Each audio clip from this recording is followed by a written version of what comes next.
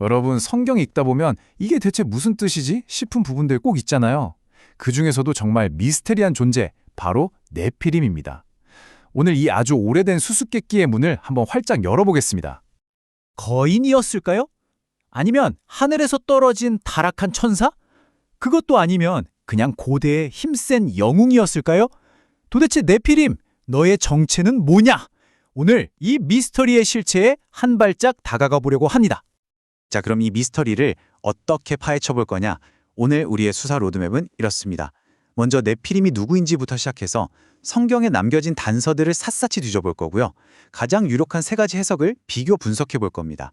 그리고 홍수 이후에 벌어진 반전까지 살펴본 뒤에 이 모든 이야기가 오늘 우리에게 뭘 말하는지 그 핵심 메시지까지 파헤쳐 보겠습니다. 그럼 바로 출발해 볼까요? 네피림 이야기가 이렇게 복잡하고 혼란스러운 이유가 있어요. 성경에 딱 몇 줄 아주 짧고 함축적으로만 나오거든요. 그래서 고대 문서를 해독하는 탐정처럼 이 사건의 배경부터 제대로 짚고 넘어가야 합니다. 자, 그럼 이제 사건의 핵심 증거 파일을 열어볼 시간입니다. 바로 네피림이 직접 언급되는 성경 구절이죠. 모든 논쟁은 여기서부터 시작됩니다. 모든 논란의 시작, 바로 창세기 6장입니다. 보세요. 하나님의 아들들이라는 존재가 나타나서 사람의 딸들을 아내로 삼아요. 그랬더니 그 사이에서 네피림이 태어났다는 거죠. 성경은 이들을 명성이 있는 용사들이라고도 부르고요. 자, 벌써부터 머리가 복잡해지죠. 하나님의 아들들은 누구고 네피림은 또 뭐란 말인가요? 근데 여기서 끝이 아니에요. 두 번째 단서는 훨씬 나중에 민수기에 등장합니다. 이스라엘 정탐꾼들이 가나안 땅에 갔다가 네피림 후손을 봤다고 보고를 하는데 잠깐, 이게 좀 이상하지 않나요? 분명히 이 사건은 대홍수 이후인데 말이죠. 홍수로 다 심판받았어야 할 네피림이 어떻게 또 나타났을까요? 이 부분 꼭 기억해 두세요. 나중에 아주 중요한 반전 포인트가 됩니다. 자, 그래서 이 미스터리를 풀려면 이 세 개의 키워드를 정확히 이해해야 합니다. 하나님의 아들들, 네피림, 그리고 용사들. 이 단어들을 각각 누구로 보느냐에 따라서 사건의 전말이 180도 달라집니다. 네피림이라는 이름 자체에도 사실 엄청난 힌트가 숨어 있어요. 히브리어 원어인 나팔에서 왔는데 이게 떨어지다 라는 뜻이거든요. 그래서 이걸 하늘에서 떨어진 자들, 즉 타락한 존재로 해석할 수도 있고요. 아니면 적들을 쓰러뜨리는 자들, 그러니까 뭐 엄청나게 강력한 전사로 볼 수도 있는 거죠. 이름부터가 중의적이라 해석의 여지를 남깁니다. 자, 좋습니다. 단서도 확보했고 핵심 용어도 살펴봤으니 이제 본격적으로 유력한 용의선상에 오른 세 가지 해석을 하나씩 뜯어보겠습니다. 첫 번째 가설, 아마 가장 많이 들어보셨을 법한 가장 드라마틱한 해석이죠. 바로 타락한 천사설입니다. 이 주장의 가장 강력한 증거는 구약의 욥기예요. 거기서 하나님의 아들들이라는 표현이 명백하게 천사들을 가리키거든요. 아, 이거 딱 맞아떨어지는구나 싶죠? 근데 치명적인 반론이 있습니다. 바로 예수님께서 직접 천사들은 장가도 시집도 가지 않는다고 말씀하셨다는 거예요. 이걸 어떻게 해결해야 할까요? 이게 이 해석의 가장 큰 딜레마입니다. 자, 그럼 두 번째 가설로 넘어가 볼까요? 이건 좀 더 현실적인 접근인데요. 바로 셋 계열설입니다. 이건 뭐 초자연적인 존재가 아니라 사람들 사이의 이야기로 보는 관점이에요. 이 해석은 하나님의 아들들을 아담의 아들인 셋의 경건한 후손으로 보고 사람의 딸들은 죄를 지은 가인의 후손으로 보는 거예요.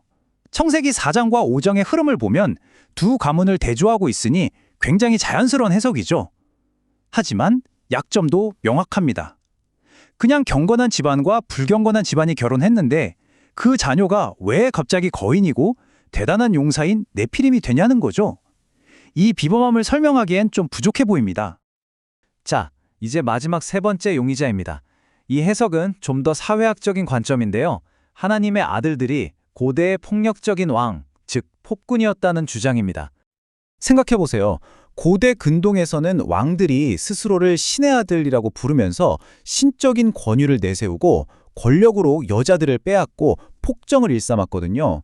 이 해석은 네피림이 바로 그 폭군들의 후손이라는 거죠. 창세기 6장이 말하는 땅에 가득한 폭력이라는 주제와도 아주 잘 맞아 떨어집니다. 하지만 이 해석도 욥기라는 벽에 부딪혀요. 욥기에서는 같은 표현이 분명히 인간왕이 아니라 천상의 존재를 가리키고 있으니까요. 자, 이제 이야기는 더 흥미진진해집니다.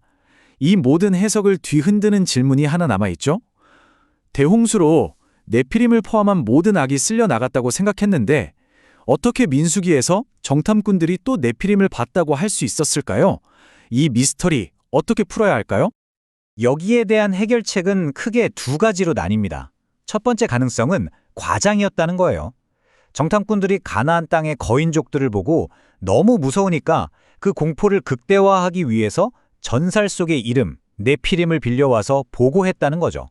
일종의 수사적인 표현이었다는 겁니다. 두 번째 가능성은 타락천사설을 지지하는 쪽에서 나오는데요. 대홍수 이후에 비슷한 종류의 타락이 또 한 번, 아마도 더 작은 규모로 일어났을 수도 있다는 추측입니다. 여러분은 어느 쪽이 더 설득력 있게 들리시나요?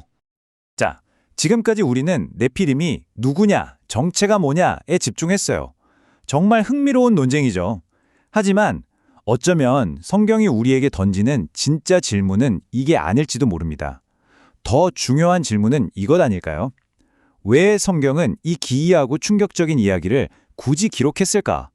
이 이야기의 진짜 목적은 무엇일까요? 네, 맞습니다. 성경의 진짜 의도는 우리의 지적 호기심을 해결해 주는 데 있는 게 아니에요. 그보다는 훨씬 더 중요하고 강력한 메시지를 전달하려는 데 있죠. 이제 그 숨겨진 진짜 메시지를 함께 찾아보겠습니다. 핵심은 바로 이겁니다. 경계가 무너지면 폭력이 폭발한다. 신과 인간 사이에 넘지 말아야 할 선, 도덕과 윤리의 경계가 무너지는 순간 통제 불가능한 욕망이 터져 나왔고 그 결과는 사회 전체를 집어삼키는 끔찍한 폭렬이었다는 거예요. 그러니까 네피림 이야기는 그냥 신기한 옛날 이야기가 아니에요. 왜 대홍수라는 끔찍한 심판이 필요했는지 그 원인을 설명해주는 서막과도 같은 겁니다. 죄악이 어떻게 세상을 완전히 오염시켰는지를 보여주는 거죠. 하지만 여기서 정말 중요한 포인트가 있습니다. 이 무서운 심판의 이야기 속에서도 하나님은 노아의 방주라는 구원의 길, 은혜의 길을 예비해 두셨다는 사실입니다. 자, 그럼 이제 이 먼 옛날의 이야기를 21세기를 살아가는 바로 우리의 삶으로 한번 가져와 볼까요? 이 미스테리한 이야기가 오늘 우리에게 주는 교훈은 뭘까요? 딱 세 가지만 기억하면 좋겠습니다. 첫째, 내 삶의 경계를 지키라는 겁니다. 관계든 비즈니스든 우리가 소비하는 미디어든 욕망의 둑이 무너지지 않도록 늘 점검해야 합니다. 둘째, 세상이 멋지다고 말하는 폭력적인 영웅을 경계해야 합니다. 진정한 힘은 누군가를 억누르고 파괴하는 데서 나오는 게 아니니까요. 그리고 마지막, 가장 중요한 교훈입니다. 심판의 홍수가 온 세상을 덮을 때도 구원의 방주는 열려 있었습니다. 오늘날 우리에게 그 방주는 바로 예수 그리스도를 의미합니다. 결론적으로 네피림은 우리를 겁주기 위한 정체불명의 괴물이 아닙니다. 그들의 이야기는 넘지 말아야 할 선이 무너졌을 때 어떤 혼돈이 찾아오는지 보여주는 강력한 경고등과 같습니다. 그리고 동시에 그 어떤 캄캄한 심판 속에서도 하나님은 언제나 은혜의 길, 구원의 길을 열어두신다는 희망의 메시지이기도 합니다. 단순한 호기심을 넘어 우리에게 소망을 주는 이야기인 셈이죠. 오늘 이야기는 여기까지입니다. 감사합니다.